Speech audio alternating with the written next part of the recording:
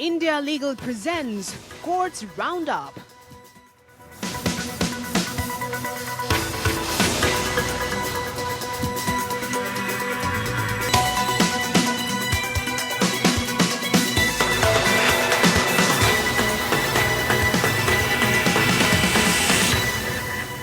नमस्कार, मैं हूं पूजा कविया गोमा। कोर्ट्स राउंडअप में आप सभी का स्वागत है। इस बुलेटिन में अगले आधे घंटे हम आपको कोर्ट से जुड़ी तमाम छोटी बड़ी खबरों से रूबरू करवाएंगे। कोर्ट की कार्यवाही और सुप्रीम कोर्ट से लेकर हाई कोर्ट और लोअर कोर्ट तक के फैसलों को आपके सामने रखेंगे।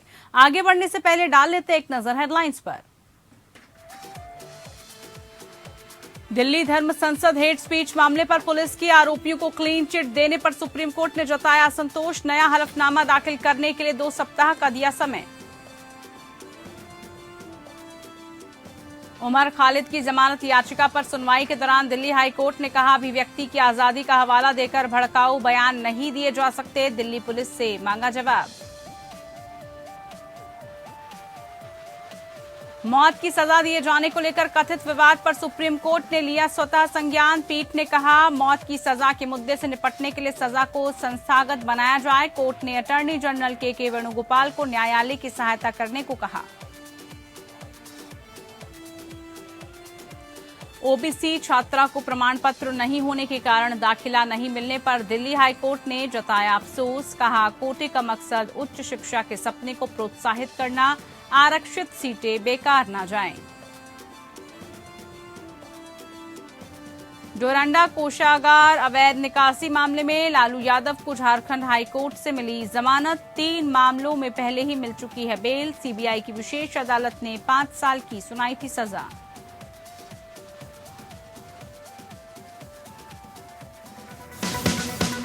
India Legal presents Courts Roundup.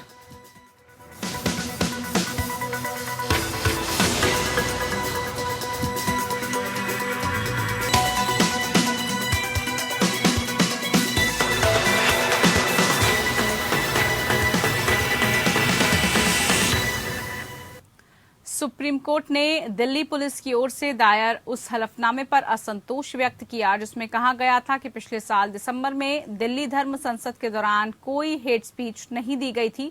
धर्म संसद ने कथित तौर पर हेट स्पीच मामले की सुनवाई के दौरान सुप्रीम कोर्ट ने शुक्रवार को दिल्ली पुलिस को बेहतर हलफनामा दायर करने का आदेश दिया। दरअसल दिल्ली में 19 दिसंबर को हिंदू युवा वाहिनी द्वारा आयोजित धर्म संसद कार्यक्रम को लेकर पुलिस द्वारा दाखिल जवाब पर सुप्रीम कोर्ट ने सफाई मांगी है। पुलिस ने हाल ही में हलफनामा दाखिल कर कहा था कि वहां कोई नफरत भरी बात नहीं कही गई थी। हिंदू समुदाय के हित की बात हुई थी, जिस पर सुप्रीम कोर्ट ने हैरानी जताते हुए पूछा, ये सब इंस्पेक्टर रैंक के जांच अधिकारी का स्टैंड है या डीसीपी का? कोर्ट ने दिल्ली पुलिस को नया हलफनामा दाखिल करने के लिए 2 सप्ताह का समय दिया है।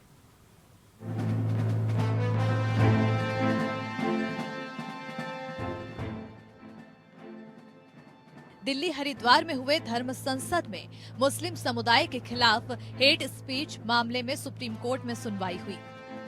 पिछले साल दिल्ली में हुई धर्म संसद मामले में पुलिस की ओर से दाखिल किए गए हलफनामे पर सुप्रीम कोर्ट ने असंतुष्टता जाहिर की है। इस हलफनामे में कहा गया है कि हिंदू युवा वाहिनी की ओर से आयोजित धर्म संसद में कोई नफरत भरी बात कही ही नहीं गई।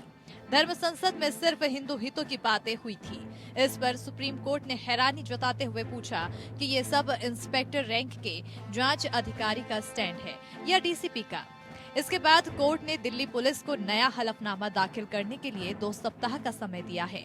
9 मई को इस मामले में दोबारा सुनवाई होगी। सीनियर वकील कपिल सिब्बल ने भी दिल्ली पुलिस के हलफनामे पर सवाल उठाए। उन्होंने कहा कि दिल्ली पुलिस आयुक्त का कहना है कि जांच की गई है और उन्होंने क्लीन चिट दे दी है। इसे सही ठहराया है। जांच की गई और कोई अपराध नहीं पाया गया। गोविंदपुरी में हेट स्पीच की जांच में कहा गया है कि ऐसे शब्दों का कोई उपयोग नहीं है जिनका अर्थ या व्याख्या की जा सकती है कि मुसलमानों की जातीय सफाई या एक पूरे समुदाय की हत्या के लिए एक खुला आह्वान किया गया। कपिल सिब्बल ने कहा कि उनका मकसद समुदाय की नैतिकता को बचाना था। दिल्ली में हिंदू वाहिनी के कार्यक्रम में दिए गए भाषण को लेकर दिल्ली पुलिस के जवान पर कोर्ट ने हैरानी जाहिर कर पूछा कि क्या किसी वरिष्ठ अधिकारी ने इसे देखा? क्या जवाब दाखिल करते समय उन्होंने अपने विवेक का इस्तेमाल किया? कोर्ट ने हैरानी जताते हुए पूछा कि क्या ये डीसीपी या सब इंस्पेक्टर रैंक के जांच अधिकारी का स्टैंड है? इस पर दिल्ली पुलिस की ओर से एडिशनल सॉलिसिटर जनरल नटराज ने कहा कि हम इस मामले पर दोबारा नया एफिडेविट दाखिल करेंगे। इस पर दिल्ली पुलिस की ओर से एडिशनल सॉलिसिटर जनरल नटराज ने कहा कि हम इस मामले पर दोबारा नया एफिडेविट दाखिल करेंगे। सुप्रीम कोर्ट ने हिंदू युवा वाहिनी के कार्यक्रम पर सुप्रीम कोर्ट में दिए गए पुलिस के जवाब पर दिल्ली पुलिस को नया हलफनामा दाखिल करने के लिए 2 हफ्ते का समय दिया। कोर्ट अब 9 मई को मामले की सुनवाई करेगा। दरअसल सुप्रीम कोर्ट दिल्ली हरिद्वार में हुए धर्म संसद में मुसलमानों के खिलाफ भड़काऊ भाषण दिए जाने को लेकर सुप्रीम कोर्ट में याचिका दाखिल की है। दिल्ली पुलिस ने अपने हलफनामे में कहा था कि 19 दिसंबर में हुए कार्यक्रम के दौरान मुस्लिम समुदाय के खिलाफ कोई आपत्तिजनक बयानबाजी नहीं हुई और भाषण हेट स्पीच के दायरे में नहीं आता। इस जवाब पर सुप्रीम कोर्ट ने हैरानी जाहिर की थी। Bureau report, APN। तो वहीं सुप्रीम कोर्ट ने शुक्रवार को अंडरवर्ल्ड डॉन दाऊद इब्राहिम से जुड़े मनी लॉन्ड्रिंग मामले में न्यायिक हिरासत से रिहा करने की महाराष्ट्र की कैबिनेट मंत्री नवाब मलिक की याचिका खारिज कर दी, जिसकी जांच प्रवर्तन निदेशालय या ईडी कर रहा है। न्यायमूर्ति DY चंद्रचूड़ की अध्यक्षता वाली पीठ ने कहा कि शीर्ष अदालत इस स्तर पर हस्तक्षेप नहीं कर सकती। न्यायमूर्ति चंद्रचूड़ ने कहा, आप उचित अदालत में जमानत के लिए आवेदन कर सकते हैं, हम इस स्तर पर हस्तक्षेप नहीं कर सकते। ये बहुत शुरुआती अवस्था है। मलिक की ओर से पेश हुए वरिष्ठ वकील कपिल सिब्बल ने सवाल किया कि धन शोधन निवारण अधिनियम कैसे लागू हो सकता है, क्योंकि कोई विधेय अपराध नहीं है। उन्होंने अर्नब गोस्वामी मामले में जस्टिस चंद्रचूड़ के फैसले का भी हवाला दिया। सिब्बल ने कहा, कोई विधेय अपराध नहीं है, PMLA कैसे लागू होता है? मैं उच्च न्यायालय के आदेश के खिलाफ हूं। अर्नब गोस्वामी का मामला भी मेरे पक्ष में है। पीठ ने कहा, हम विचार नहीं करेंगे खारिज।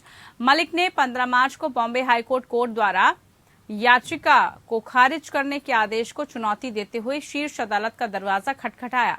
ईडी ने मलिक को इस आरोप में गिरफ्तार किया था कि उसने कथित तौर पर दाऊद से बाजार मूल्य से कम उचित पर एक संपत्ति खरीदी थी।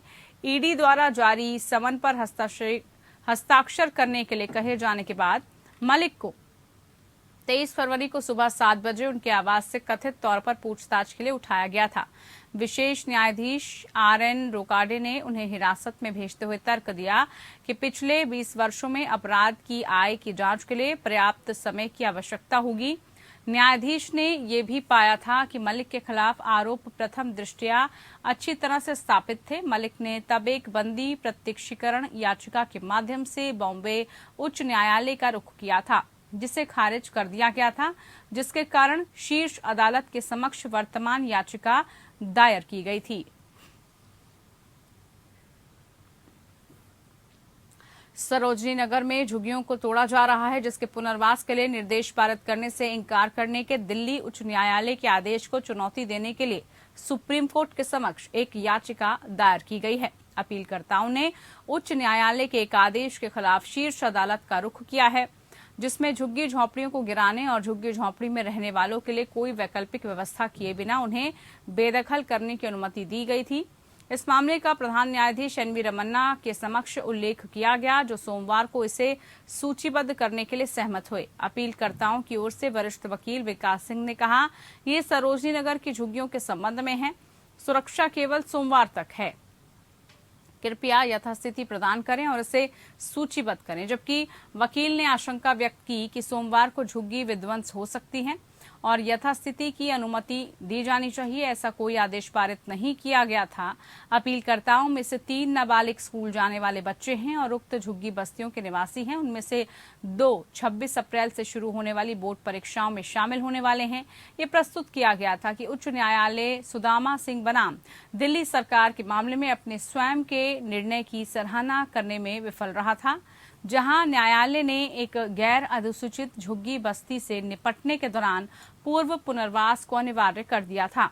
याचिका ओल्गा टेलिस बनाम बॉम्बे नगर निगम में शीर्ष अदालत के फैसले पर भी निर्भर करती है, जहां अनुच्छेद 21 के तहत जीवन के अधिकार के हिस्से के रूप में आश्रय के अधिकार को स्वीकार किया गया था। इस बात पर प्रकाश डाला गया कि अपीलकर्ता और अन्य निवासी पिछले कई दशकों से मलिन बस्तियों में रह रहे हैं और उन सभी के पास पहचान और निवास का उचित प्रमाण था।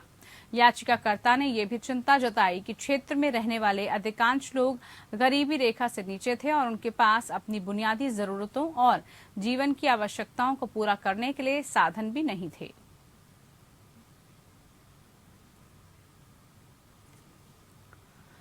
मौत की सजा दिए जाने को लेकर कथित विवाद पर सुप्रीम कोर्ट ने स्वतः संज्ञान लिया। पीठ ने कहा, मौत की सजा के मुद्दे से निपटने के लिए सजा को संस्थागत बनाया जाएगा। मौत की सजा पर विस्तृत गाइडलाइन बनाई जाएगी। कोर्ट ने नेशनल लीगल सर्विस अथॉरिटी को नोटिस जारी किया। कोर्ट ने अटॉर्नी जनरल के वेणुगोपाल को न्यायालय की सहायता करने को कहा। 30 मार्च को फांसी की सजा पाए कैदियों की सुध लेने हुए कोर्ट ने मृत्युदंड प्रक्रिया की समीक्षा के लिए स्वतः संज्ञान लिया था। दिल्ली हाईकोर्ट ने कहा कि ओबीसी के लिए कोटा देने का उद्देश्य उच्च शिक्षा के सपनों को प्रोत्साहित करना है। न्यायमूर्ति रेखा पल्ली ने ये टिप्पणी दिल्ली विश्वविद्यालय में LLM उम्मीदवार आकांक्षी को प्रवेश देने का निर्देश देते हुए कही, जिसे ओबीसी नॉन क्रीमी लेयर प्रमाण पत्र प्रदान करने में विफल रहने के कारण प्रवेश से वंचित कर दिया गया था। खंडपीठ ने केंद्र को 6 सप्ताह के भीतर जवाब दाखिल करने का निर्देश दिया है।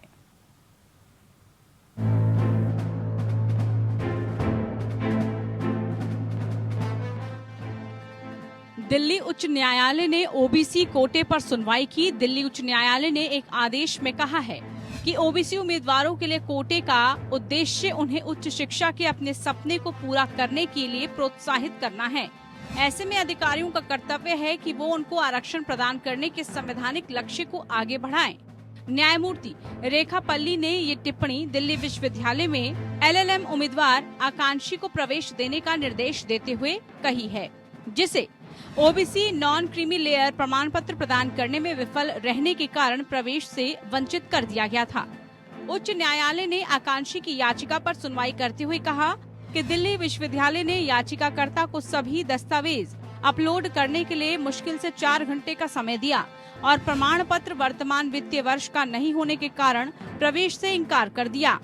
इस मामले में अदालत ने कहा कि जब अधिकारियों ने छात्रों को उनके पहले के ओबीसी नॉन क्रीमी लेयर प्रमाण पत्र के आधार पर प्रवेश के लिए आवेदन करने की अनुमति दी थी, तो याचिकाकर्ता को कम से कम पर्याप्त समय दिया जाना चाहिए था। ऐसा करके विश्वविद्यालय ने ओबीसी उम्मीदवारों के लिए आरक्षित 2 कीमती सीटों को बेकार जाने दिया गया। अदालत ने कहा कि ये मानने में कोई संकोच नहीं है कि याचिकाकर्ता के प्रवेश को मंजूरी नहीं देने में प्रतिवादी का रवैया मनमाना रहा है। इसी के बाद याचिकाकर्ता को विश्वविद्यालय द्वारा अपनाई जा रही प्रथा के अनुसार बाद के सेमेस्टर की परीक्षाएं देने की अनुमति दी है। उच्च न्यायालय ने बृहस्पतिवार को आपराधिक प्रक्रिया अधिनियम 2022 के प्रावधानों की संवैधानिक वैधता को चुनौती देने वाली जनहित याचिका पर केंद्र सरकार को नोटिस जारी कर जवाब मांगा है। कार्यवाहक मुख्य न्यायाधीश विपिन सांघी और न्यायमूर्ति नवीन चावला की खंडपीठ ने केंद्र को 6 सप्ताह के भीतर जवाब दाखिल करने का निर्देश दिया है। पीठ ने कहा है कि केंद्र सरकार इस याचिका के विचार योग्य मुद्दे सहित अपना जवाब दाखिल करे। पीठ ने मामले की सुनवाई 16 नवंबर तय की है। आपराधिक प्रक्रिया विधेयक लोकसभा द्वारा 4 अप्रैल 2022 और राज्यसभा द्वारा 6 अप्रैल 2022 को पारित किया गया था। इसके बाद इसे राष्ट्रपति की सहमति मिली और अंततः 18 अप्रैल को आधिकारिक राजपत्र में प्रकाशित किया गया। अधिनियम में आपराधिक मामलों में पहचान और जांच के उद्देश्य से दोषियों और अन्य व्यक्तियों की माप लेने और रिकॉर्ड को संरक्षित करने का प्रावधान है। ये उंगलियों के निशान, हथेली और पैरों के निशान, फोटोग्राफ, आइरिस और रेटिना स्कैन, भौतिक जैविक नमूने और उनके विश्लेषण आदि समेत व्यक्तियों के उचित शरीर माप लेने की मंजूरी के लिए कानूनी मंजूरी भी देता है। Bureau report. दिल्ली दंगा मामले में साजिश रचने के लिए आरोपित बनाए गए उमर खालिद की जमानत याचिका पर दिल्ली हाईकोर्ट ने मौखिक रूप से कहा कि महाराष्ट्र में अमरावती में खालिद द्वारा दिया गया भाषण आपत्तिजनक था और प्रथम दृष्टया ये स्वीकार्य नहीं है। ये भाषण आपत्तिजनक और भड़काऊ था। न्यायमूर्ति सिद्धार्थ मृदुल और न्यायमूर्ति रजनीश भटनागर की पीठ ने कहा कि भाषण आपत्तिजनक और अप्रिय है। पीठ ने सवाल उठाया, क्या गांधी जी या शहीद भगत सिंह जी ने कभी इस भाषा का इस्तेमाल किया था? कोर्ट ने कहा कि अभिव्यक्ति की आजादी का हवाला देकर ऐसे भड़काऊ बयान नहीं दिए जा सकते। उमर खालिद की जमानत अर्जी पर हाईकोर्ट ने दिल्ली पुलिस को नोटिस जारी किया है और 3 दिन में जवाब मांगा है। दिल्ली में 2020 में हुए दंगों की साजिश रचने के आरोप में गिरफ्तार उमर खालिद की जमानत याचिका पर सुनवाई करते हुए दिल्ली हाईकोर्ट ने दिल्ली पुलिस से इस पर जवाब मांगा है। साथ ही अदालत ने यह भी कहा कि जिस भाषण के आधार पर उमर पर दंगों की साजिश रचने का आरोप लगा है, हम उसे प्रथम दृष्टया नजरअंदाज नहीं कर सकते। जस्टिस सिद्धार्थ मृदुल की अध्यक्षता वाली पीठ ने कहा कि जो भाषण दिया गया वह अपराध लगता है और ऐसा आभास कराता है कि देश की स्वतंत्रता की लड़ाई सिर्फ एक ही संस्था ने लड़ी है। अदालत ने दिल्ली पुलिस को अपना जवाब दाखिल करने के लिए 3 दिन का समय दिया है। मामले की अगली सुनवाई 27 अगस्त को होगी।